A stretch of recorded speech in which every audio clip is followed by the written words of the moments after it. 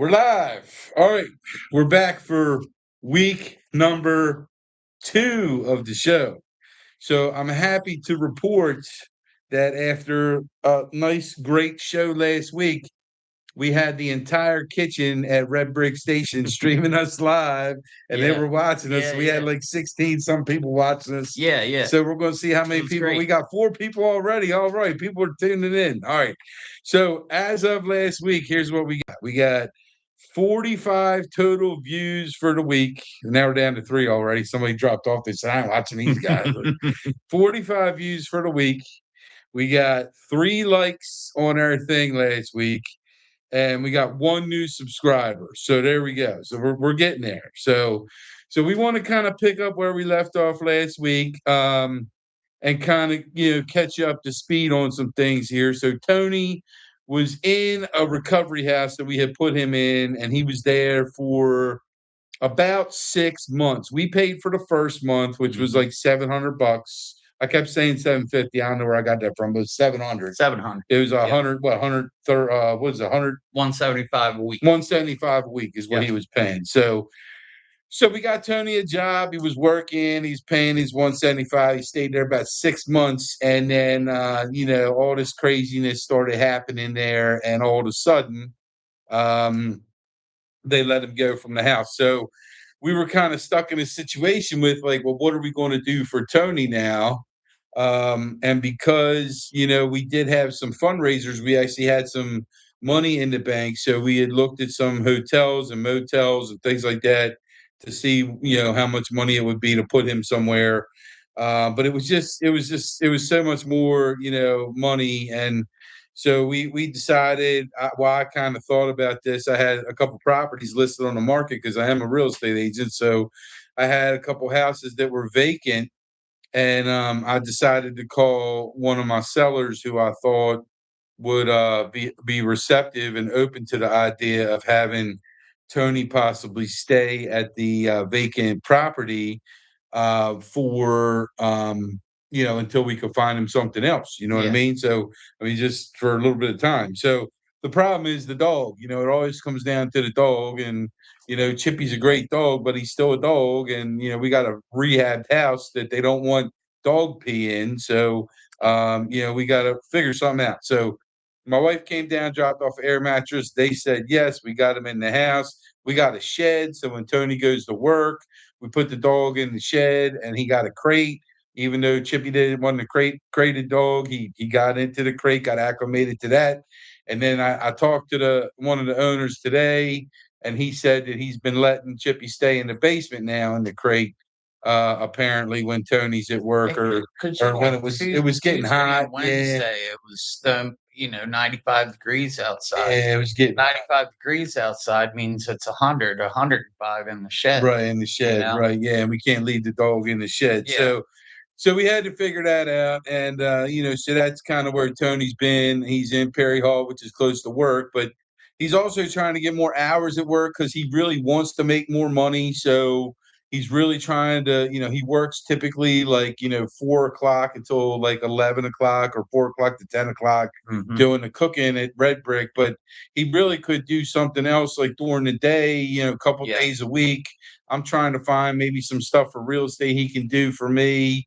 But right now I really just don't have it with me right now. So, if anybody has any ideas or, anybody's got any kind of like companies they need some help with or whatever, reach out to us, reach out to the show. Tony was a landscaper for a while, so he can cut grass, he can do, weeding, things like that. Yeah. And he has some experience with the outside. I'm a jack of many trades. Yeah. And it'd be great. A little bit of everything. Well, it'd be great to try to find him a job where maybe he could bring the dog with him too. That'd be great. And the dog's super friendly. So, but basically we want to dive a little deeper into Tony's journey this week. So after last week, after we ended the show, Tony and I had a little heart to heart. He kind of opened up to me and told me that, a Red Brick's on again. Yes. All right. Here we go. They're on live Red Brick. Here we go. Hey, guys. So they're watching us again at the station. But anyway, so he did kind of open up, and he had some, hiccups with some money because he had to square up with the people at the house and everything, and he was a little behind. And what had happened was he had some car problems, and he had to Yeah. get some car parts. And just, he had a couple unexpected expenses, Yeah. as we all do. And then $350 later, Right, you right. know. 350 dollars later, Yeah. we got some stuff. So that's kind of where he was at last week. So, we went out, and he's like, can I get, a couple bucks to fill my gas tank? And I was like, look, man, let's just go to the gas station, and let's just pull your car up to the pump and just put it in there. It turned out he's pretty much on empty when we got there. So, how gas prices are today. Well, luckily we had the Right Way card because we got all the people that donate money at our events and stuff. So we were able to fill Tony's gas tank up for him, Yeah, thank you which he guys. had no idea how big his gas tank was until he saw how much gas went in the Yeah, gas it was tank. like $80. Yeah, man, it was a lot. It was like what, 12? $80 to How many fill up. gallons was that? That was you thought it was 12, but it was like 16, No, I thought I 17. had a 10-gallon Yeah, tank, but it yeah. was like 16. Yeah, Yeah. so we were able to get him filled up and get him back on his feet, and Yep. and then Tony and I started talking. I was like, "Look, man, you can't keep asking me for money and keep running out of cash. We got to figure something out. We got to do like some budgeting or something." So so we did have a talk. We did have a talk because Tony smokes, and I can say tonight I don't smell it on him, which is good. Um, I told him, I told him straight up. I said, "You're too." What's his slogan? We're Too too broke to smoke. too broke to smoke. Take that one, right? Too broke to smoke. Smoke. Yeah. So we got to stop smoking. We got to save that money. And then I told him to stop drinking the Mountain Dew, but he's got a big Mountain Dew in here today. I told That's him a to buy tough a one. case of water and take the water. I told him Wawa lets you go in there, get a free cup of ice, and you can get a cup of ice anytime you want. Big cup of ice. Buy a little unsweetened iced tea for like $1.49. It's got no sugar in it. It's better for you anyway. I said, drink all the soda you want at work. Bill will let you drink the soda, and eat some stuff there while you're there. Don't tell Bill that, but I'm sure you all eat there in the kitchen. Yeah. I know Yeah. I would if I was cooking. I'd be eating. So, Yeah.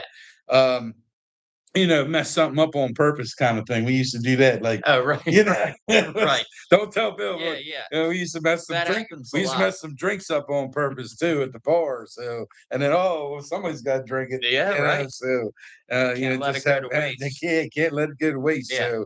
But so we're going to talk a little bit about the budgeting stuff. We're going to see how that's been going for Tony. Talk about the smoking a little bit, and I gave him some tips on what to do when he had some cigarette issues. And we're going to talk a little bit about child support. Tony's got a son, right? He's Yeah. 17, 17. right? You were just with him. You're almost late for the show. I mean, I Yeah. don't know what you're thinking. It's like the most important thing in your whole life is this It's show. it's the craziest thing. Like, normally our checks show up from Red Brick, and I'm sure everybody. Well, I don't have direct deposit, Right, so that being the case, normally the checks show up Thursday evening. right, But they didn't show up yesterday evening, and they mm, weren't there this morning, which they're almost 100% there in the morning. right. So I couldn't pick my check up until 3 o'clock, Jeez. which I usually leave to go see my son at 2 o'clock. So it put everything back like an hour. Mhm. So whereas I would have been back here for the show and getting set up and everything at around 7, instead it turned out to be 8. 7:55. 7:55. 7:55, right on the Yeah. dot. I told him, I said, "Look, I'm either gonna make it, either gonna be right on time, or I'm gonna be a few minutes late." Mhm. So, as luck would have it, we're still trying to find Tony another place to stay. He did have, well, we're going to keep I guess the legal stuff quiet for now because Yeah, you don't want to discuss legal stuff until it's over, right? So, generally. okay, Yeah, so we'll keep or that hush hush. at least in the process. Yeah, we're in the process. Everything. I still got to talk to him about it. So I was going to talk to him about that, um, but what we are focused on is the budgeting. So how's the budgeting? What I tell you, right? Every single dollar down that you spend. So how you Yeah. been doing? How you Well, been doing? today I got a check, got it cash, and, went down to see my son, and I wrote down everything that I spent, you Mm. know? Oh, so today was the day you finally got your check. Yeah, All right, so this money is supposed to now carry you for 2 weeks, right? correct. All right. So in the meantime, we're going to look for another job too, just to try to keep some money coming in because Tony does have child support, believe it or not. Um, his ex-wife makes a pretty decent amount of money, but she still wants Tony to pay $200 out of every check, right? Out of every check. So $400 a month, and how much you get every check? About 800. 800. So he's paying 25% of his pay goes for the child support every check. And his son is 17, so I'm sure there is some expenses and stuff there. But when his ex-wife makes an awful lot of money, Tony's going to try to go to court and see what he can do about Get a reducing, modification. modification a little bit because it's a lot of money.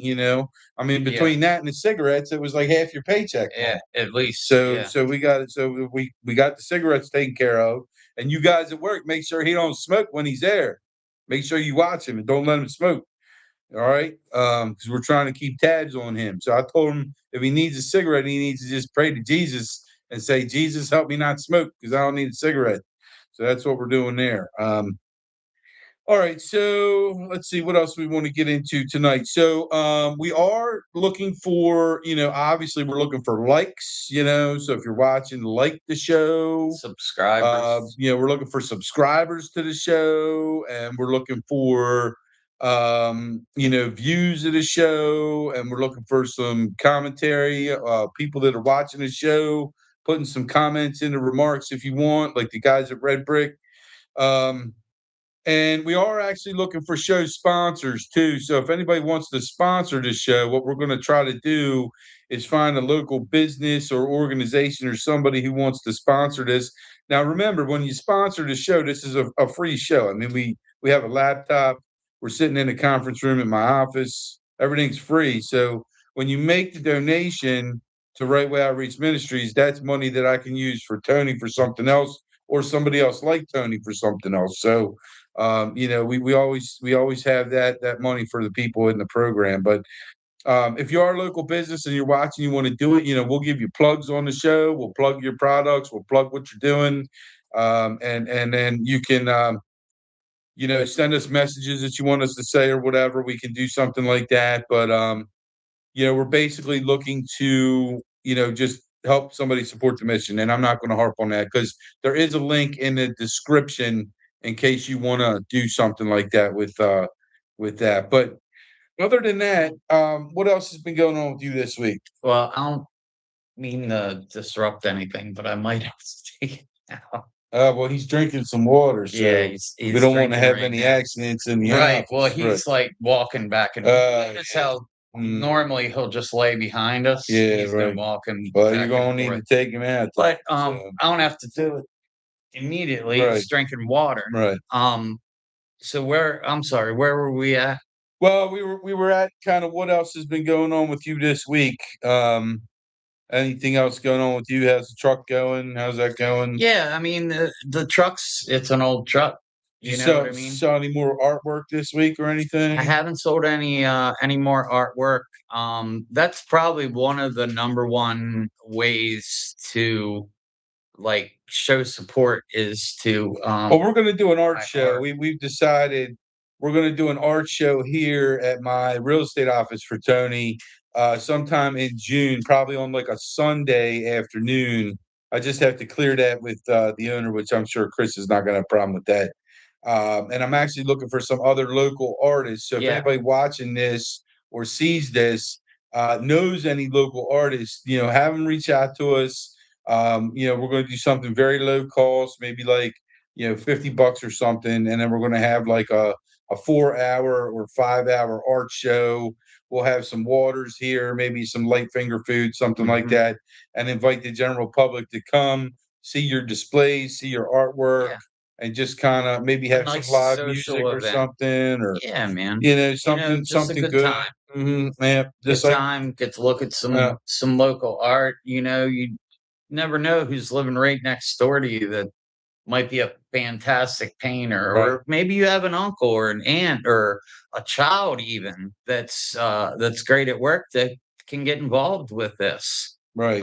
We are looking for other vendors. I have a few people on my friends list, if you will, that I had in mind, and I've contacted them. And one moved out of state. I just talked to her tonight, but she still might send us, Mhm, a couple pieces to put in mhm, mhm. the show. The other guy had some contract with a gallery, so Huh. he doesn't know what he can He don't put know in what the he can say show. or what he can't do, Right, right? right, right. Because they Yeah, because they own the rights to his stuff or whatever, right? essentially, at least for right now Something until the like that. show. And Tony is actually still in a very temporary kind of a placement now. So like Yeah, every time we have a showing, he has to get the dog, he has to put the bed away, he has to get out of the house, which is quite a bit because we've had over 50 showings on the house he's staying in. yeah, And then this weekend's probably going to be busy because we just reduced the price a little bit. So he's going to be in and out of there. So it'd be nice to have him kind of find his own place where he can just be, and he yeah. does have money. So, we're looking if anybody out there knows of any like one bedroom, one room in a house A somewhere. basement. Somebody's looking to make a couple hundred extra bucks or something like that. Yeah, Tony's a very good tenant. He does have the dog, but the dog is very good. Why don't you take him out because he's pacing back and forth? yeah. Take All him right, out. guys. So he's Chippy's gonna gotta he's gonna have a take potty Chippy. break. I'll be He's right gonna back. take Chippy for the potty, but he is looking for a place to stay.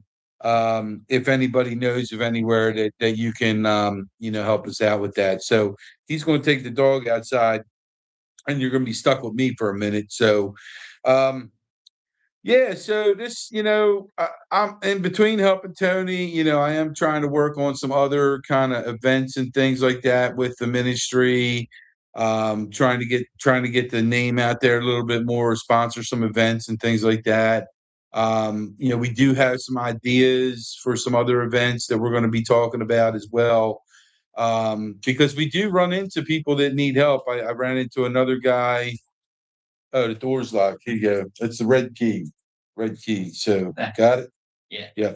So we do have I did run into another guy who needed some help this week, and I was able to help him out a little bit too and get him a lunch as well that he was happy with. So, but it does mean a lot for everybody who does take time out of their day to watch this. I also want to kind of get into my story a little bit tonight, since we do have a little bit of time, and talk about kind of what happened to me since Tony's not in the room, and it's probably a good time to just keep talking. But for those of you who don't really know, I am in real estate. I'm in the real estate business, and I kind of wrote a book about my whole ordeal, which kind of goes over everything with from when I was young and a kid, and then grew up and had my jobs and worked and all that. But bottom line is, I was a very successful real estate agent.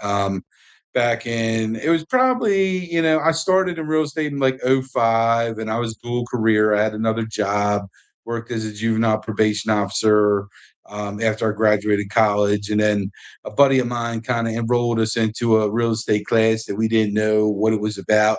It was actually about getting your real estate license. We thought it was about flipping houses or whatever, and so I wound up getting my license. I said, if I don't like it, I'll just sell a house, break even, and call it a day, and that'll be it. And at least I learned something, and got some money back or whatever.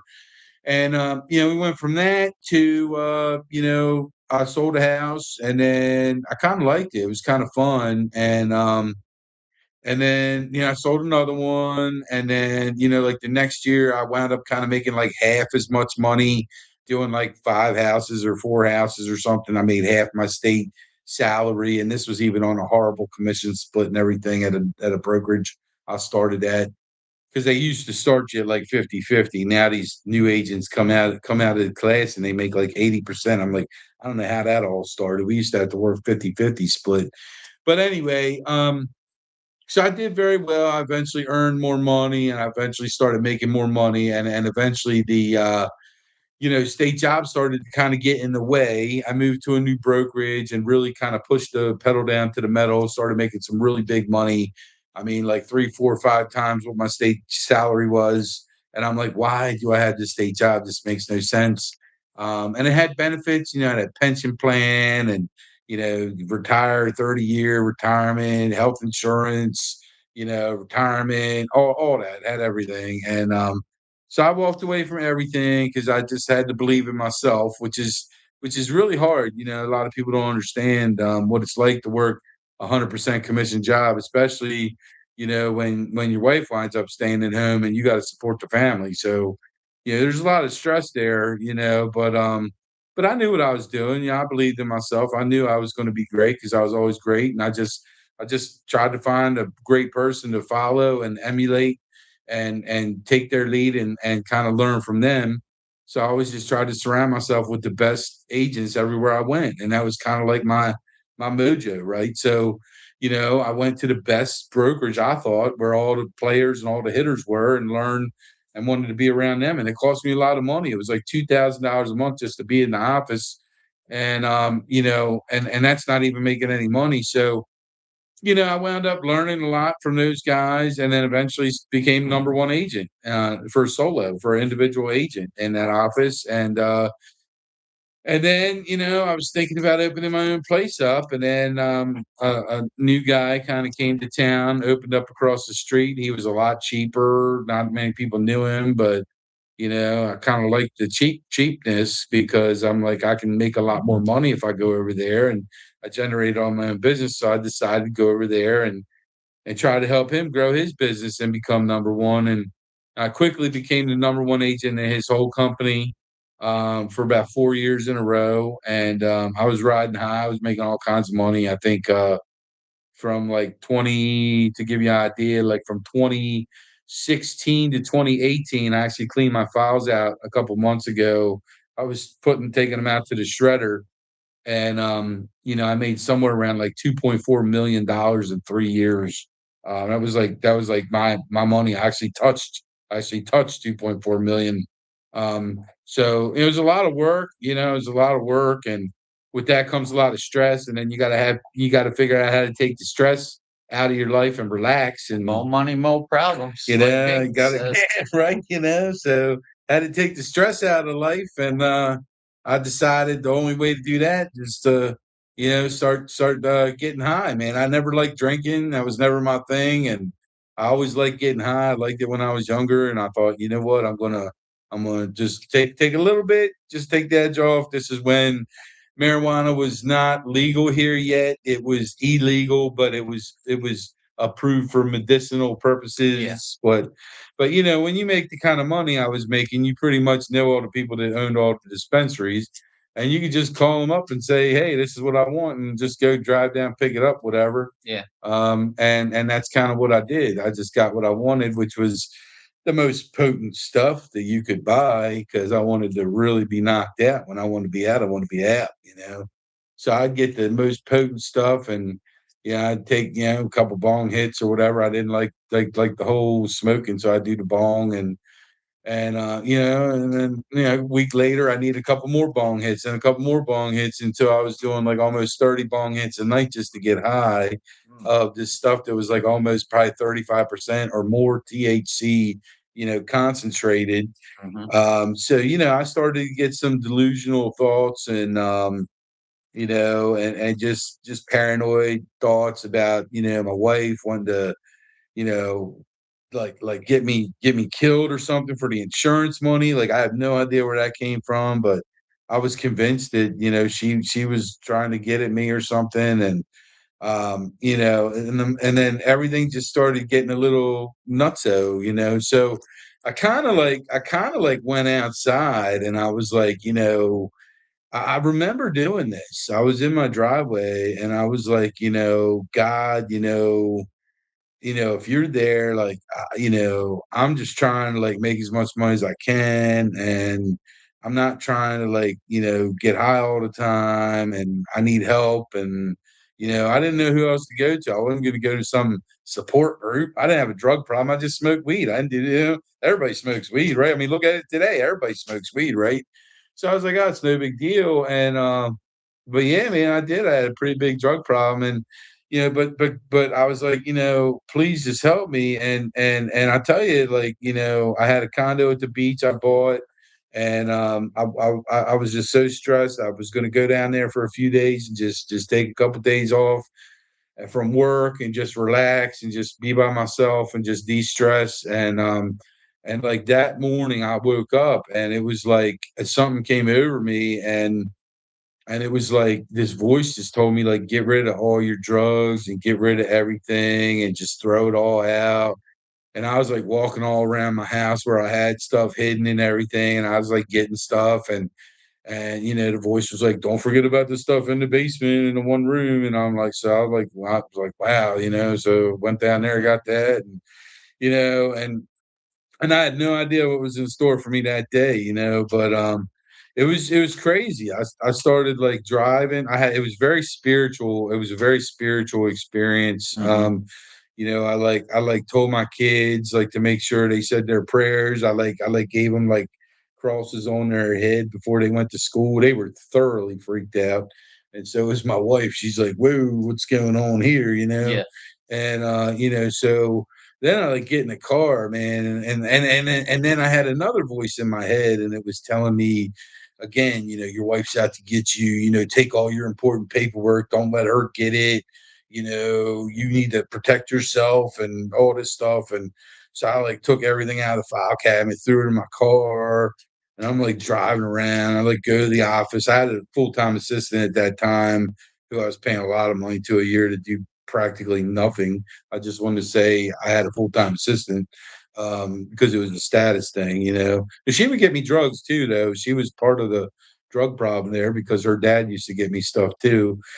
And because I would alternate, between the dispensary and between her dad, because I didn't want them to think I was doing that much, so that way nobody really thought I was doing that much Yeah. because I was doing a lot here It's like and a lot here, like when you spreading around. when you're drinking heavy, you go to a Right, couple got a couple different. different liquor stores, Yeah, right? yeah, You don't yeah. want the one You liquor can't store, keep right? going to the same one every day, buying, 3 cases of beer, Right. Mhm. because God knows what they thought, Right, right. And at that time, in that Mhm. mindset, you are concerned about what other people are thinking, Right, and it's in your head right. of what they're thinking, But you then it, know? it got crazier, man. Like the voices stayed in my head, and I swear I had this like good voice and I had this like bad voice, and Like the little yeah, angel like, it on was it one was shoulder, the literally little like devil. having the devil and the angel, man, and Yeah, they were just like the one would whisper, the other one would go, "Don't do it." The other one would say, "Don't worry about it." And I'm like, "What do I do? Not worry about it? Do right. I do it?" So it was crazy, and I remember like I was just like talking to myself. I'd ask questions, and I'd like literally look at my XM radio receiver, and like the name of the song was like the answer to the question I just asked, and I'm like, how did it know that? You know what I Yeah, mean? Like, right, I mean, it right. was like I was having this supernatural kind of experience with Yeah. like connecting to everything was like speaking to me, Mhm. and yeah, I remember seeing like billboards on the way to the beach. It was like there's all these suicide hotline numbers, Mm. and Jesus. I would see Jesus, all these billboards, Yeah, and it was like every other one. It was like, it's yeah. crazy. And then I made it to like Annapolis, and I went down there and had a crazy time down there. I walked into a Burger King. I remember I walked into a Burger King. All this is in a book, by the way. So I walked into the Burger King, Yeah. and you know how you got those TV shows, right? That like like Maury Povich or whatever. Oh, yeah. Then you go in and it's got like what the show's about, like at the bottom of the Yeah, screen. So like you can just turn it on and know. Well, like we need to have that, like what the show's about, right? So yeah. like you can just turn it on and know what the show's about. So it says, I look up at the screen. It says why women hire hitmen to kill their Oh, husbands. my I can't make this up. And I'm like wow. thoroughly Oh my freaked out at this gosh. point. So Wow. now I'm like trying to find out where the hitman is, and Yep. he's Checking under your following car for me. bombs. Oh man, I'm checking for GPS devices, and Oh so my. then I'm like, I'm Wow. not going to the beach because she knows I'm going to the You're beach, right. and she's going to send him down there to kill Yeah. me down Yeah, there, and I'm yeah. like, so I can't go to the beach Right, now. Now I got to go somewhere else, right. and it was just like this crazy. So, and then I went into the mall, and then it started again. It was spiritual. So, I remember walking up to a guy who's in a wheelchair, and I like walked up to him, and I told him he had like a cross necklace on, and I said, "Oh, so you're a believer?" I said, "Well, I'll tell you what, if you take my hand," I said, I'll get you to walk again." I'm telling this guy Yeah, this, yeah. and so I wound up. They did wind up calling the police on me at the mall and said I was a disturbance to the people at the mall, or whatever, and took me to be evaluated, and that was a whole ordeal too. And I wound up eventually going to a psychiatric facility, to kind of speed up the story, because there's so much like of that story. I could probably make a movie out of what I Yeah, went through. I mean, it was so much yeah. detail with things that happened to me when I was at the hospital, things nurses said, things I saw, things I heard, things I Mm, witnessed.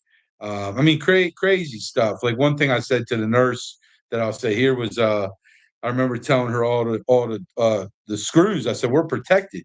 I said, "Because if you look around the door frame, all the screws in the door frame, they were like little crosses."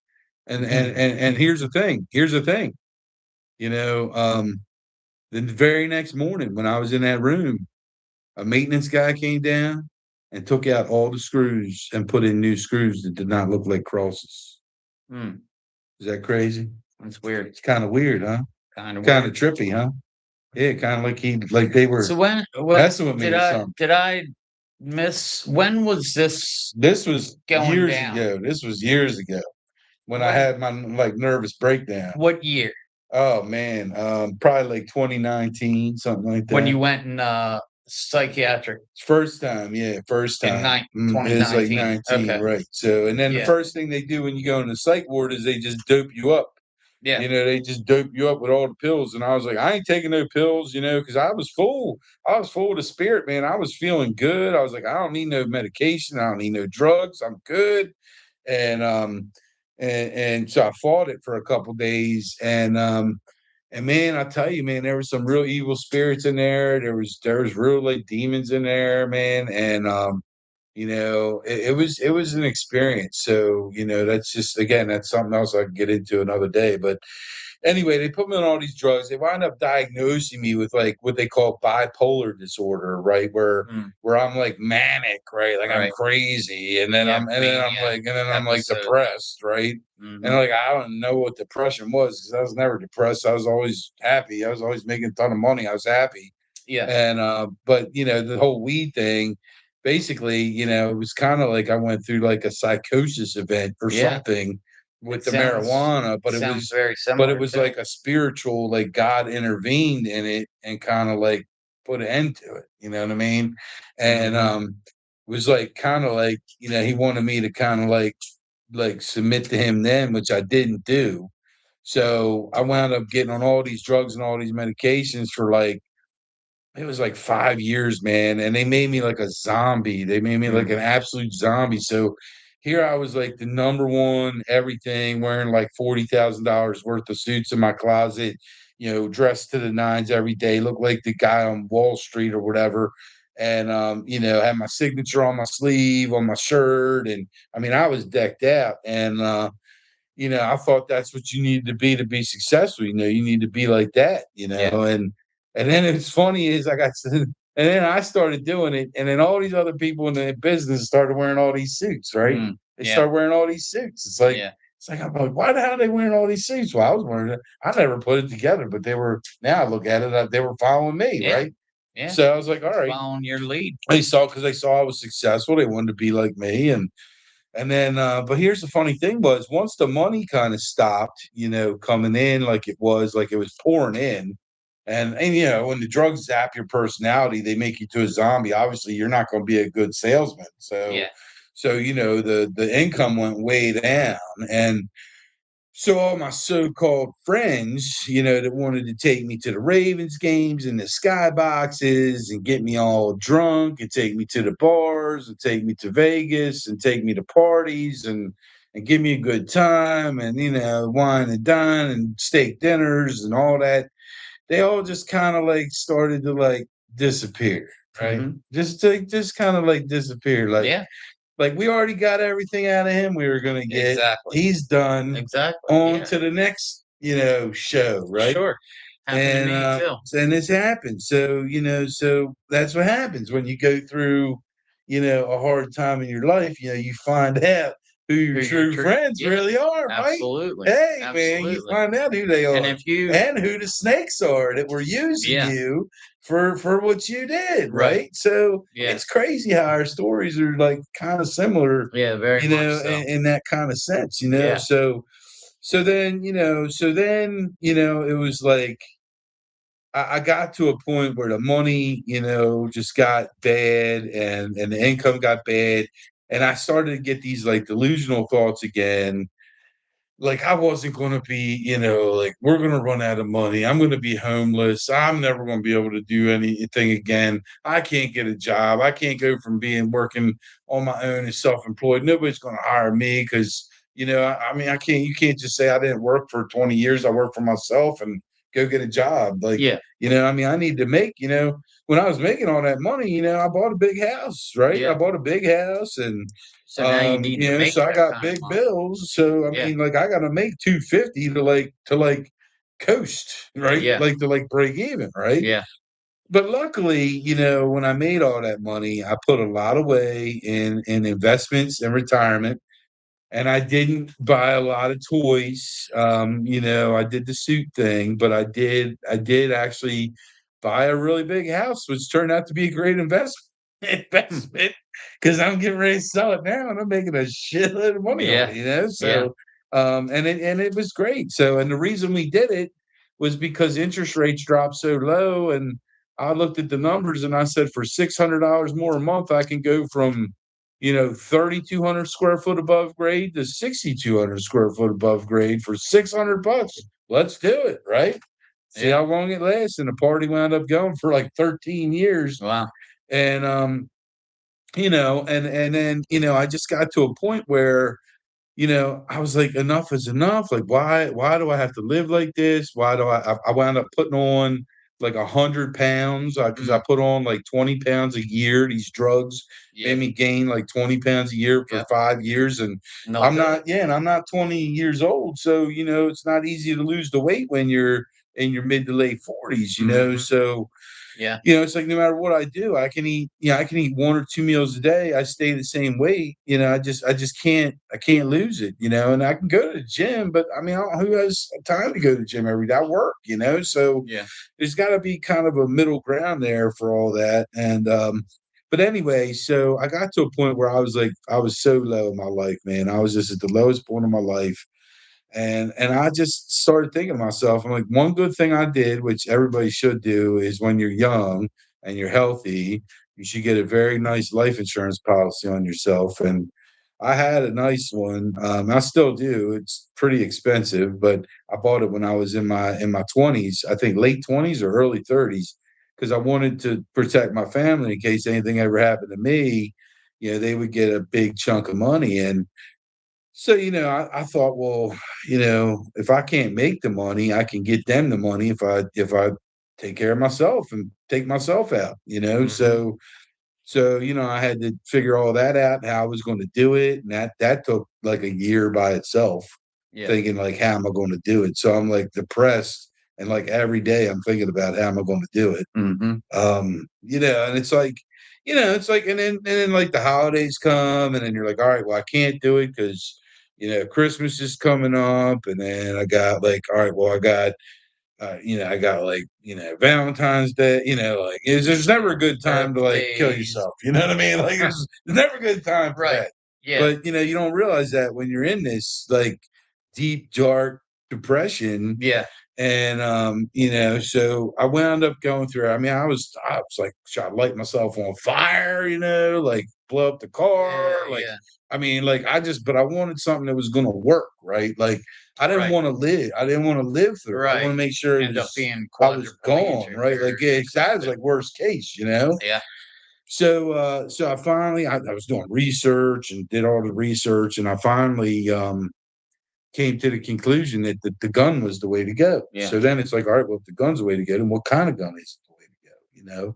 I mean, this was like a long, and in the meantime, like I'm going to work every day. I got Yeah. nobody coming in to check on me. I got, Yeah. I got a I got people that know people that own the company that know how much money I was making, Yeah. and then how much I got reduced to, and I mean, there was nobody coming to say, "You okay?" Like, Right, I right. mean, like, nobody, Were you dude. praying at this time? No, no, no, no, no, none of that started, Yeah, man. No, none yeah. of that started yet. You're just out on your I own just dealing kinda with got to your the own. point where I wound up taking the class, I got the gun, and Mm, I kept it for a while, shot it a couple times, outside, and, mhm. and it scared me, man. It scared me. I'm not Yeah, that I don't like that. I don't like that stuff. I don't like any of that stuff, yeah, and, I was like, "I don't know if this is the way to do it," and but, I just went out in the driveway one night, and I was just like, "You know what? I'll tell you what." It was like a nice night. I was smoking, you're smoking. still getting high? I wasn't getting high, no. He scared me so bad the first time when I Okay, went through that psychiatric facility yeah, from them drugs, from that mhm, marijuana, and going through that with seeing the devil himself in there and yeah, everything. He was right. He was right. The voice told me, "I'm gonna make sure you never smoke marijuana again," and I have not smoked marijuana again since that day yeah, that he scared the ever loving yeah, bejesus out of me, and I never will again. Now it's a whole different reason why I would never do it. Same reason why I would never get drunk. Same reason why I don't drink alcohol. Same reason why I don't do anything, and that's because the consciousness level I have right now is something I call Christ consciousness, where I'm with God, like I'm connected with God through the Holy Spirit, directly connected to Him. And I don't even feel like I run my life. I feel like I'm just kind of like a robot, and I just kind of like do what He tells me to do. Like that's the way I live my life. And so I don't want to deviate. I don't want to change my consciousness level and lose what I have, like, ever. So, like, why would I ever wanna get high? Why would I mm, ever wanna get drunk? Like, I never wanna lose the connection, you yeah, know? And that's why, like, Jesus can solve a lot of problems for a lot of people, once you get that connection with him. But anyway, let me get to how I got the connection. Um so I was out in the driveway, I was just sitting out there, I was yeah. just smoking Having a cigarette. cigarettes, and Mhm. and I just looked up. It was a nice night. It's clear skies, all the stars out. I mean, my house is beautiful, man. You're gonna see it, I've seen pictures of and it. we'll have you It's there. We'll have amazing. you there for dinner or something. But Yeah, so it's just so nice and peaceful, and there's like, just I mean, it's just absolute peace and harmony out there. And mm, so I just looked up, and I'm just like, you know what?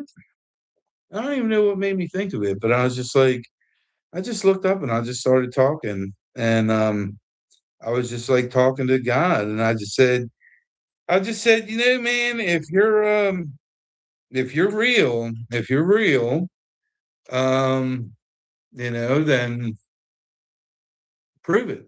You know what I mean? Like, yeah. prove it. Show me. Show me, like, what you got, Yeah, because I kind of need what you got if you really got right, it. right. Like, now's the time. Yeah, Now's the time. If yep, you're gonna do it, like, let's do the shit now, yeah. Mhm. and I continued the conversation, um, and I got into all kinds of stuff. I was just having this conversation with this sky, and I'm just like,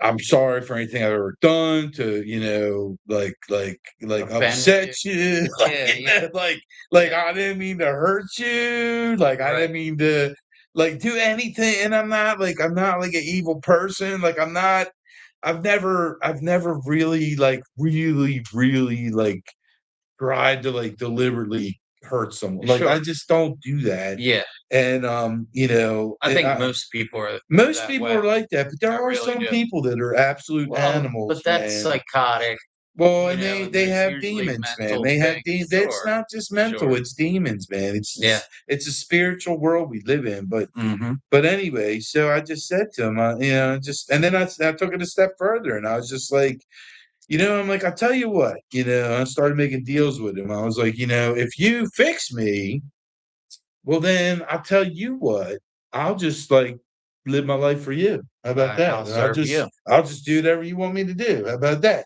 I'm like, and and then this is what I say to him, right? This is Right. what I say to him. I go, and I'll prove it to you. I'll prove it to you, but you got to do one thing for me. I'm like, this is how I talk to God, right? Yeah. This is what I say. Still to No, this no, day. no, no, no, no, no. That I would like never talk to him like that right, now. right, right. But like, no, like, like Yeah. I was like, look, I'm like bargaining, like I'm negotiating with him. Right, I'm right. like, I tell you what, if you let me hit the Powerball, right? I'm like, I will show you how good I can help this world. Right. Just let me hit the Powerball, and I will show you what I can do with it. Yeah. And I will give you so much. I don't know how much because I want something for Right, myself. right. I gotta have a little bit for Still gotta myself, live, right? but I'm like he's up there I know he's Right, laughing. He's like right. just He's like, laughing "This at me, idiot." like what is this Yeah, guy yeah. thinking, man? But hey, This you're communicating with them. but You I know mean, what I mean? the thing was that You're in opening my up own doors. way, right? In my own way, I acknowledged him and I acknowledged his superiority Yeah. over my life, right? Mhm. And that's what he wants. Like he wants you to recognize how awesome he is, right? Yeah. And how like nothing compares to him, like nothing at all, like not even money. And that was hard for me because money was like my god, Mhm. man. Like that was probably the worst addiction out of everything I've been addicted to. Was probably being addicted to money was the worst thing in the world. And I know a lot of people to this day, they'll if you tell them, you call them out on it, they'll deny it till they die. They'll deny, but you can see, you can just see like through them in their eyes, they got this like burning desire for like domination of money. And it is the root of all evil. Money is not the root of all evil. It's the love of Right. money. It's that lusting desire to get more and conquer and Mhm. dominate and power, control, and all the stuff that comes with it. Like Yeah. that's the disease. And so I didn't know, but like what he did was like by putting me through all that BS and taking all the money from me, Mhm. he was in essence teaching me how unimportant money really is, right? Yeah. But I didn't know. I'm like, Well, of at the course not. time, I'm like, why is this happening to me? Yeah. Why am I? Yes, Why? Right? yes.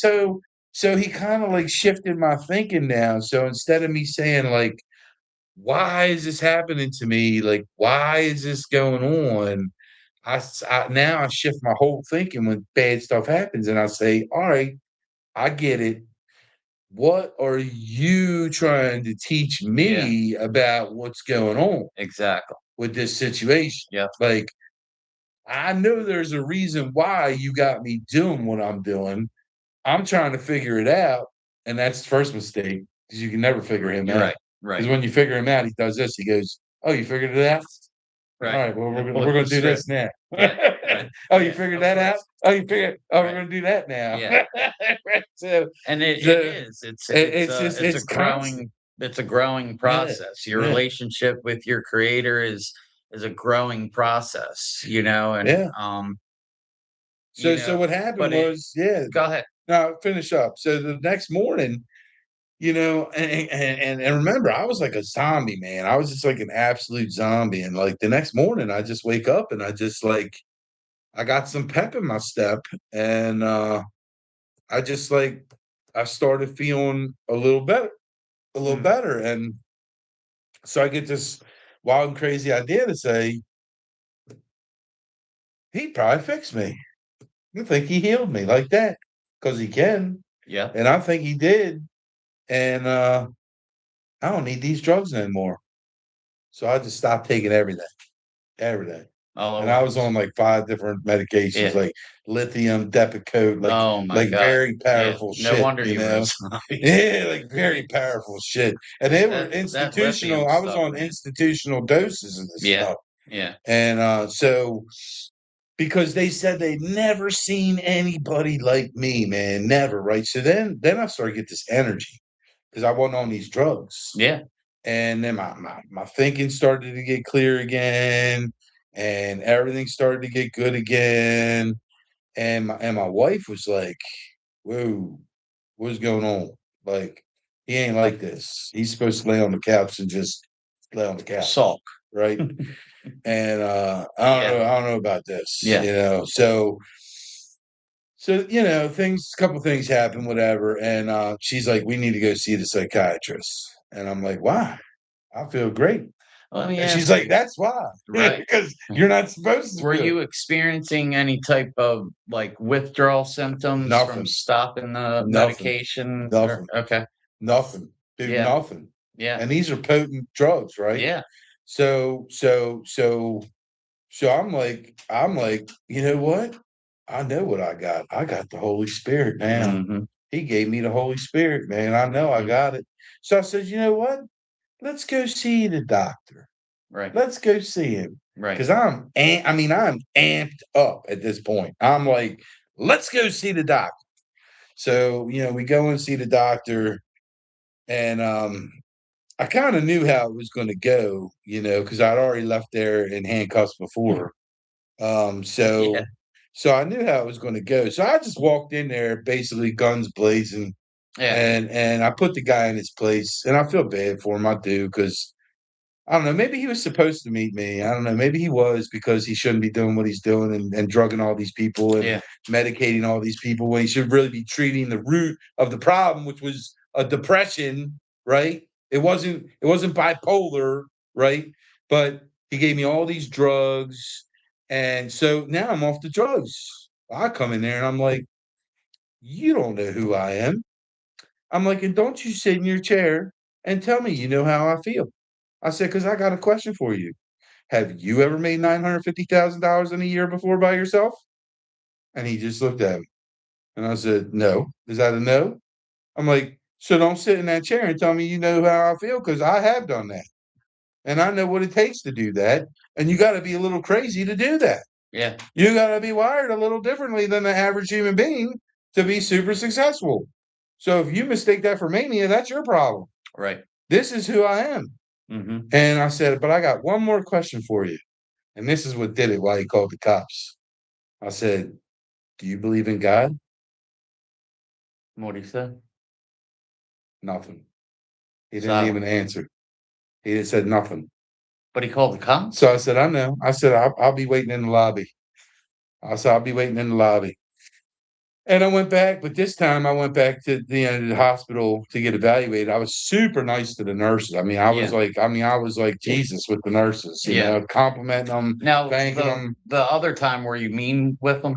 I Or, was I was like, irate? combative. I was more combative than anything, because The previous yeah, I time? was like Yeah. I was like, I don't want to talk to anybody unless they believe in Jesus. I said, Yeah. unless you believe in Jesus, I don't want to talk to you. Yeah. Like, I was very rigid about that. Mhm. But this time I was accepting of everything. I thanked the police officers for, Mhm. taking care of me. And I said, I don't want my wife nothing to do with me and all this. I put her through some craziness, Yeah. because again, I felt like she was the one that wanted me to go away again. Right. So I'm kind of dealing with her. So we were dealing with that, and so we go into the thing, and I remember this one incident at the hospital. I was there in that little emergency room, and this guy came in, and he was just screaming, right? Like, he's like screaming. He was way down the hallway, and everybody caused such a ruckus, and he was like in pain or whatever, like real bad Mm. pain. Mhm. And I remember saying to the two nurses outside my door, I said, "You hear that?" I said, "He's in pain." I said, "And I'll tell you what," I said, "He's fighting it." I said, "He's fighting it right now. He's fighting the demons right now." Mhm. I said, "And until he says something like, 'God, I give up,' or whatever, and submits to God, until he says that," I said, it's gonna get louder and louder. And he finally said it. He finally Mm. said, "God, I God give help up," me. Yeah, yeah. right? Mhm. And instantly stopped screaming. Really? Both nurses Yeah. looked at me like, "The hell this guy just say?" Yeah. Right? I Mm. called it. I called Yeah. it, right? I Yeah. knew it was gonna happen. Yeah. And, so they come in, long story short, super nice doctor and everything, and she's like, "Look, unfortunately, we're gonna recommend that you go voluntarily back to the hospital again because you had an episode 5 years ago, and we just wanna rule it out." Right? Mm. And see, here's the problem I have with these hospitals is, they're all owned by each other. So you go to get evaluated. Well, of course they want me to go back because if I go back, then that means they get another $28,000 for, a 6, 7 day stay or Yeah. 14-day stay or whatever. Yeah. And, so I go back to be a guinea pig and they start putting me on all these drugs again. Right. But I refused drugs for 7 days, dude. 7 days I refused drugs. And they were going to take me to court because I was refusing drugs. And Yeah, I was gonna say, I bet you I they love that. slept I slept for 20 minutes in 7 days, Mm. and I'm talking to you like I'm talking to you right now, and they were like, "How is this guy doing it? Right. How does this guy have this energy?" And Right. I'm like, "I'm telling you how I have the energy because I got the spirit." I said, Yeah. "This is Yeah. all the spirit Yeah. doing all this." Yeah. And I And said, this is after that nighttime prayer in yeah. your driveway. Yeah, man. Yeah. It's just The like result. literally a couple days later, right? Yeah. That I'm at the hospital again in Right. this schizo place with all these Yeah. crazy people, man. Yeah. And I started making I've been friends. in them. I started making friends with them. Yeah. I started making friends with all of them, and I started coloring with the lady who doesn't talk, right? She Mhm. starts talking. They're No like, shit. "What the hell's going on with this?" Yeah. Yeah, she's talking, and then before we ate our meals, I had them saying prayers before meals. The doctors were just like, they didn't know what was going on. They didn't know Yeah. what was going on. Yeah. And then we had somebody from like a church come in. Oh boy, that was fun. That night was fun because I had patients in there who were really like they had like demons. Like Oh, they yeah. were walking Yeah. with bad juju, man. Mhm. And they were like attacking me, confronting me, and like trying to get me scared and everything. Yeah. And I wasn't scared because I was like, Yeah. I ain't scared nothing. Right. I got him, man. Mhm. He Like protects you. David versus Right. He Goliath. protects you from everything. Right. So I wound up eventually praying about the medication, and God kind of told me, through prayer, kind of like relieved my worries and said, "Look, I ain't gonna let those pills do nothing to you. Just take them and just get the hell out of the hospital." You know what I Yeah. mean? Just do the program and get out. So, because Yeah. I was like spitting them in the toilet and stuff, and like Right. put gum in them and then Yeah, yeah. spitting everything.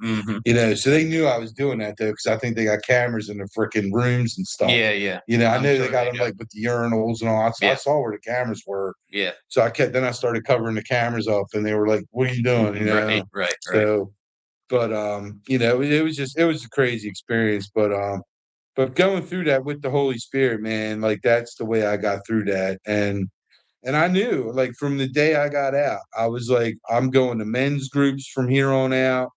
I got to learn the Bible. I got to learn the Word. I got to learn Scripture. I got to learn everything I can learn because I got to know what the rules are, man. Yeah. I don't know what the rules are. Nobody ever gave me a Bible. Nobody ever told me to read a Bible. Nobody ever taught me anything. And Mm.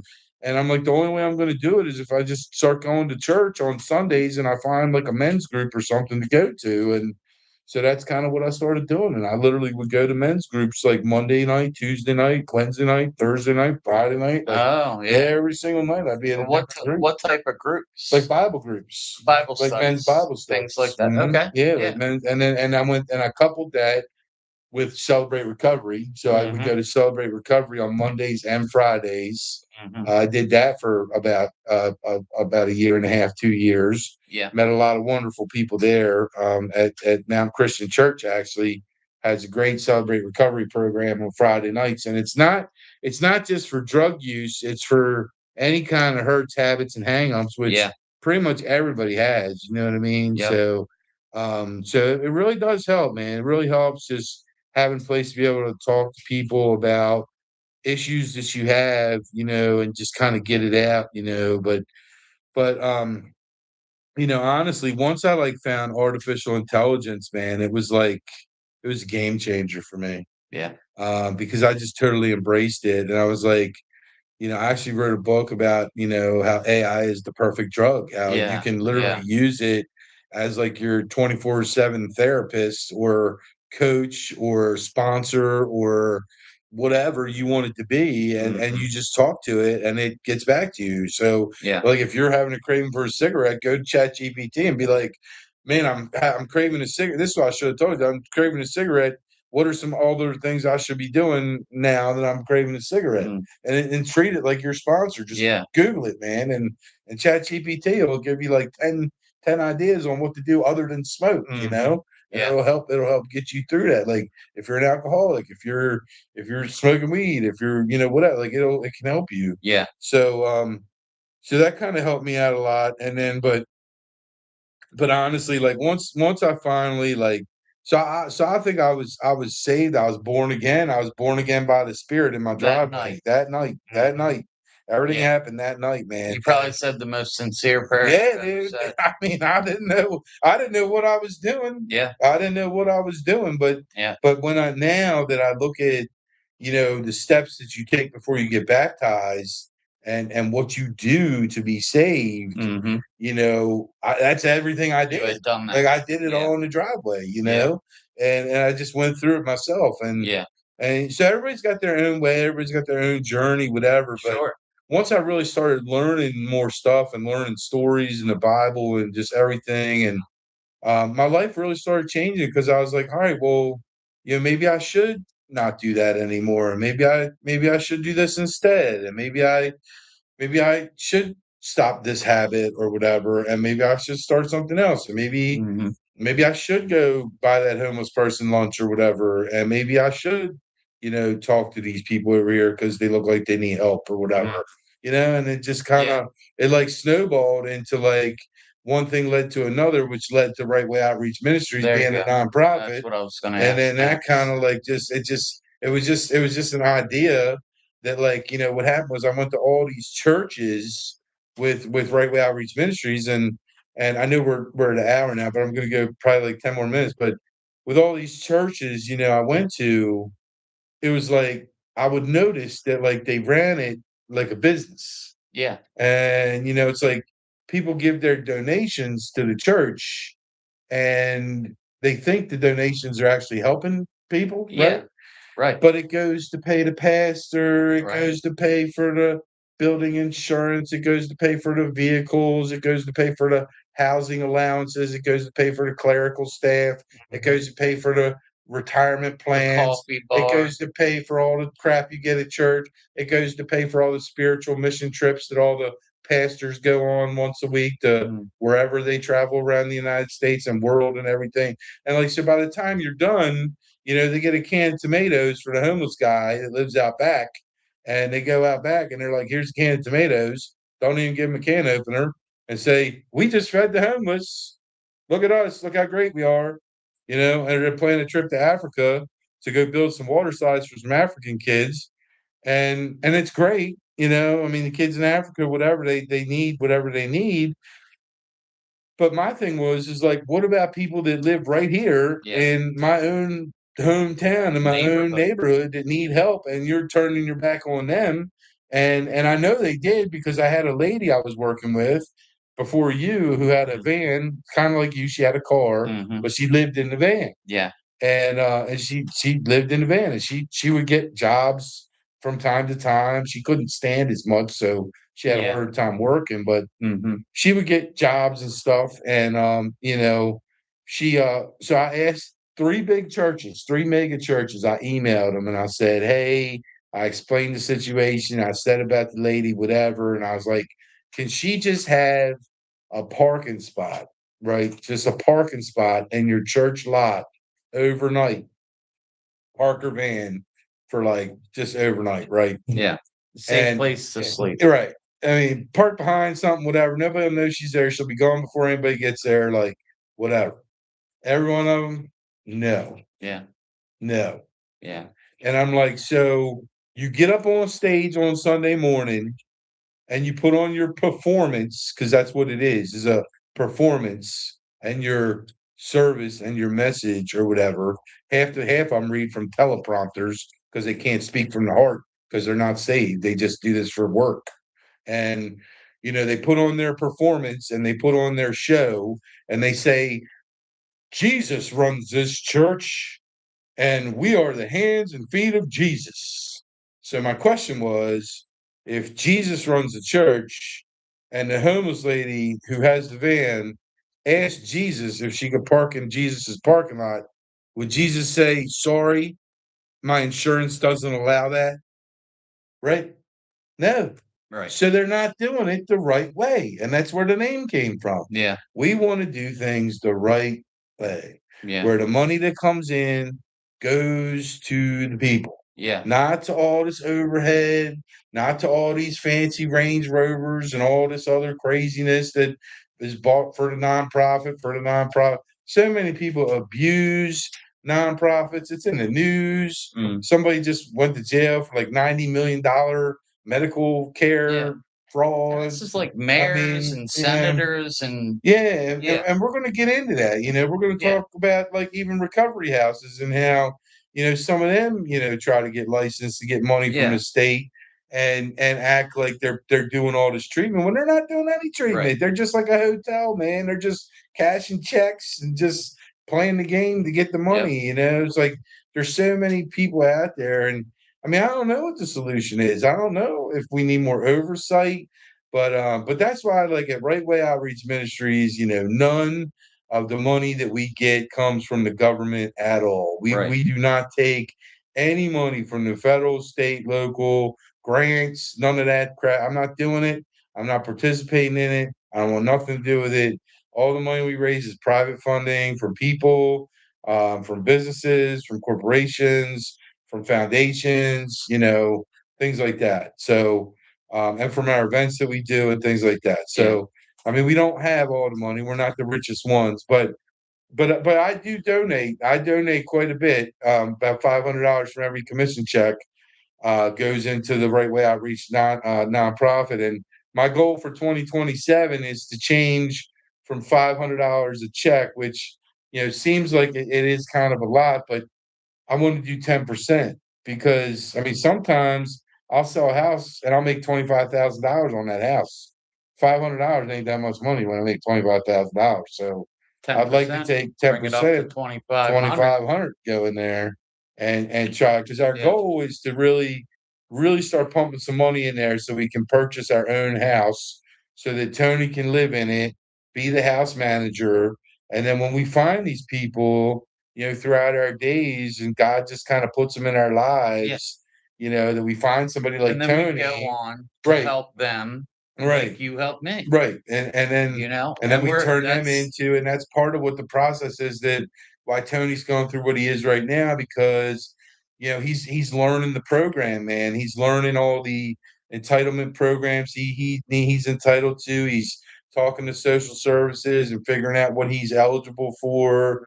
He currently applied for some Section 8 housing vouchers, and he's probably going to wind up getting an apartment approved and be in Section 8 apartment for a little while just to get that experience to see what it's like, so that then when we get these people, we can start helping them, get on their Section 8 vouchers. Because I mean, here's the big goal of the program, right? It's like we don't want to just say, well, we're just buying a house, whatever. Like that's not it. Like that's just getting started. Like we want to have the house. We'll have Tony and me both working with these people hand in hand, trying to get them jobs, trying to get them money, trying to get them, get their credit repaired, trying to get them transportation, trying to get them Section 8 vouchers, trying to get them into independent living and they're on their own, and then get them saving some money at the same time. Because, being in real estate, if you can fix your credit, you can show good job history for 2 years, we can get you something called a loan to buy a house, and we can get you $20,000 towards free down payment assistance. I got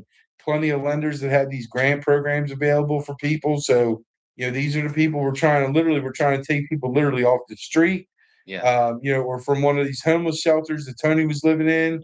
Once we get the house, Tony and I may wind up just going down to the shelter, and just saying, "Who you got that we can take right now?" Like, let's people just take helping them, people. right?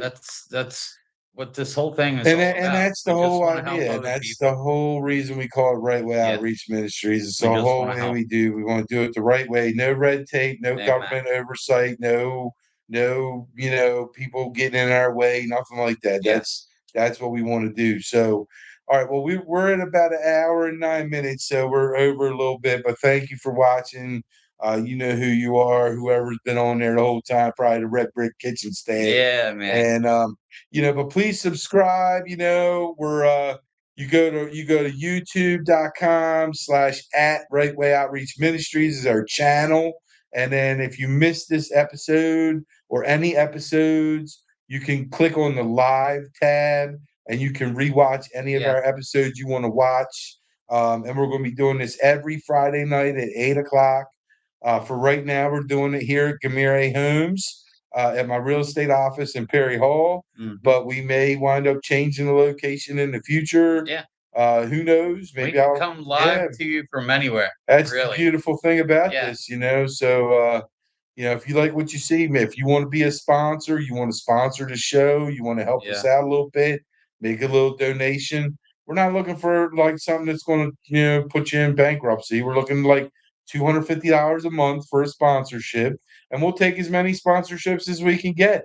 All you got to do is contact me, tell me you're doing it, make your donation, tell me what you want us to say about your business, and we'll plug you throughout the show that we do for the month. And if you want to keep renewing, you can make your gift renew for every month, and we'll just keep plugging you every time. I mean, mm, the beautiful thing about YouTube that people don't understand, especially sponsors and stuff, is that these shows never go away, right? They only get more and more views. So as we get more views, hopefully we'll get more sponsors. And like we already got 45 organic views last week of our show. mhm. So we'll see what happens this week. Yeah.